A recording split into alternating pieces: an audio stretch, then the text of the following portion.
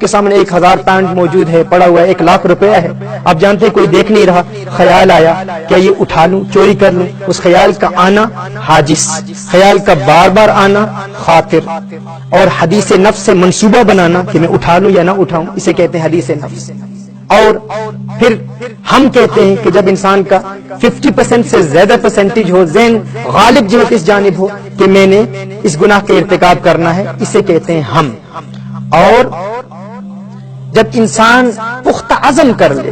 عزم مصمم ہو جائے، پختہ عزم ہو جائے کہ میں نے اس گناہ کا ارتکاب کرنا ہے، تو اسے کہتے ہیں عزم۔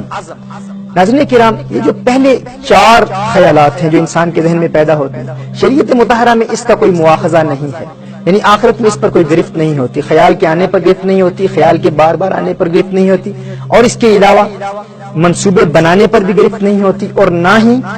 اگر اکثر غالب جہت اس طرف ہے کہ گناہ کا ارتکاب کرنا، اس پر بھی کوئی گرفت نہیں ہے۔ لیکن جب انسان عزم بنا لے، عزم کر لے، ارادہ کر لے، پختہ ارادہ کر لے کہ میں نے اس گناہ کا ارتکاب کرنا ہے، تو اس پر آخرت میں مواخذہ ہے، باز پرس ہے۔ اسی کا ذکر اللہ عز و جل نے قرآن کریم میں سورہ بنی اسرائیل میں ارشاد فرمایا ان السمع والبصر والفؤاد کل اولئک کان عنہ مسئولا، انسان کی آنکھ، انسان کے کان، انسان کی سماعت اور انسان کے دل، ان تمام پر آخرت میں مواخذہ ہوگا۔ اگرچہ انسان گناہ کا ارتکاب نہ بھی کرے، لیکن جب عزم کر لیتا ہے تو آخرت میں مواخذہ ہوگا۔ ناظرین کرام، توبہ پر استقامت حاصل کرنے کے لیے ہمارے لیے یہ جاننا نہایت ہی ضروری ہے کہ اگر یہ خیالات آئیں، جو ہی شیطان ہمارے عقل کے دروازے پر دستک دے تو فوراً ہم نے 5 کام کرنے ہیں۔ ان 5 امور کی جو بندہ عادت بنا لیتا ہے، اس کے خیالات پر شیطان کو قابو حاصل نہیں ہوتا، شیطان کو تحکم حاصل نہیں ہوتا، شیطان انسان کے خیالات پر کنٹرول نہیں کر پاتا۔ یعنی ان 5 قسم کے خیالات کو اگر ابتدا سے ہی ہم جڑ سے نکال پھینکیں تو شیطان ہمارے دل کے ان بند دروازوں کو، گناہوں کے وہ دروازے جو ہم بند کر چکے ہیں، ان کو ایک مرتبہ پھر اوپن کرنے میں کامیاب نہیں ہو سکتا۔ اور اگر ہم توبہ کر رہے ہیں اور اگر ابتدائی پہلے دروازے پر بھی محنت کر رہے ہیں اور اس دوران بھی اگر شیطان بار بار اس دروازے پر دستک دے رہا ہے، بار بار ہمیں گناہوں کے ارتکاب کی جانب راغب کرنے کی کوشش کر رہا ہے، تو ان 5 خیالات کا یاد رکھنا، ان کو ذہن نشین کر لینا انتہائی ضروری ہے۔ اور اس کی ترتیب کیا ہے ناظرین کرام؟ جو ہی یہ پہلا خیال آئے، جس شخص کو ہر وقت اپنی سانس کے ذریعے اللہ اللہ کی صدائیں بلند کرنے کی عادت ہو، اسے کہتے ہیں ذکر پاس انفاس، یعنی جب انسان سانس لیتا ہے تو اپنی ناف سے اللہ اللہ کا ورد جاری رکھے۔ مثال کے طور پر جب سانس لیں،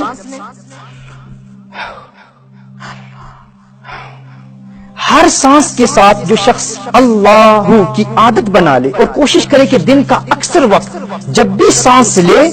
جب بھی انہیل کرے، جب سانس لیتا ہے اللہ کا نام لے اور باہر نکالے تو ہو کی صدا بلند ہو۔ جس شخص کو اس کی عادت ہو جائے، اس کے ذہن پر شیطان کنٹرول حاصل نہیں کر پاتا۔ پہلا پوائنٹ یہ ہے۔ دوسرا پوائنٹ یہ ہے کہ جو ہی حاجز کی کیفیت پیدا ہو، مثال کے طور پر جو ہی خیال پیدا ہو، پہلا خیال آئے کہ گناہ کا ارتکاب کر، یا فقط خیال آئے کہ گناہ کا موقع ہے تو گناہ کر سکتا ہے، تو اس خیال کے آنے پر فوراً توبہ کی 4 شرائط کے ساتھ توبہ کر لے۔ اگرچہ گناہ کا ارتکاب نہیں ہوا، جس طرح میں نے ابتدا میں بیان کیا تھا کہ اگر انسان گناہ کرتا نہیں ہے، بغیر گناہ کے توبہ کی 4 شرائط کے ساتھ توبہ کر لیتا ہے، تو یہ تقویٰ ہے، پرہیزگاری ہے۔ جو ہی وہ خیال آیا فوراً توبہ کی 4 شرائط کے ساتھ توبہ کر لے۔ اس کے بعد فوراً یہ کہے یا مقلب القلوب ثبت قلبی علی دینک۔ مسند امام احمد کی یہ روایت ہے، رسالت مآب صلی اللہ علیہ وآلہ وسلم کی دعا ہے، یا مقلب القلوب، یہ لکھ لیجئے گا، یا مقلب القلوب ثبت قلبی علی دینک، ہے دلوں کے پھیرنے والے، میرے دل کو اپنے دین پر قائم رکھ۔ اس کا تکرار ہو، اس ورد کو جاری کیا جائے۔ نمبر 4، درود شریف کی کثرت شروع ہو جائے۔ رسالت مآب صلی اللہ علیہ وسلم کی بارگاہ میں درود و سلام کے پھول نشاور کریں۔ الصلاۃ والسلام علیک یا سیدی یا رسول اللہ، اللہم صلی علی سیدنا مولانا محمد وعلی آل محمد کما صلیت علی ابراہیم وعلی آل ابراہیم انک حمید مجید۔